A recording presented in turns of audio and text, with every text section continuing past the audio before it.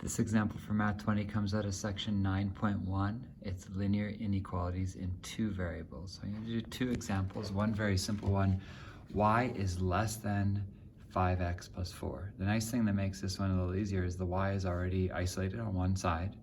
We would have known from Math 10 how to graph y equals 5x plus 4. That's just a graph with a y-intercept of 4 and a slope of 5. If I was doing that for full marks, I'd label some points there, but hopefully you remember how to do that. But we don't want y to be equal to that. We want y to be less than that.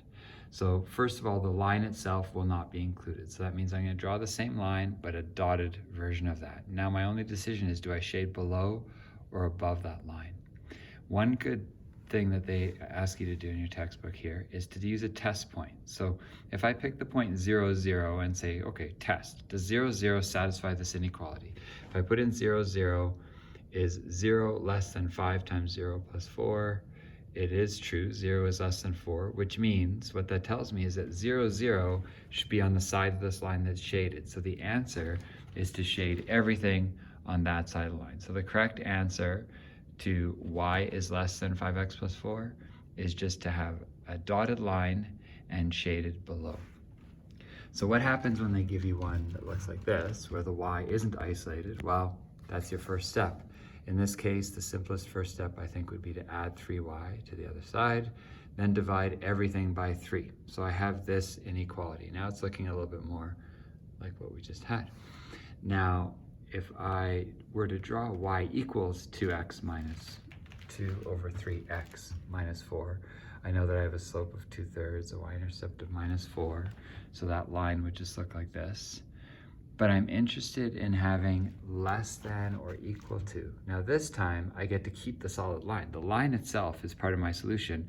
The only choice I have to make now is, am I shading above or below in this case? So this time again, 0, 0 is such a nice easy point. I'm going to use it as my test point. If I put 0 and 0 in for x and y, I have 0 is less than or equal to -4, which is not true this time, not true.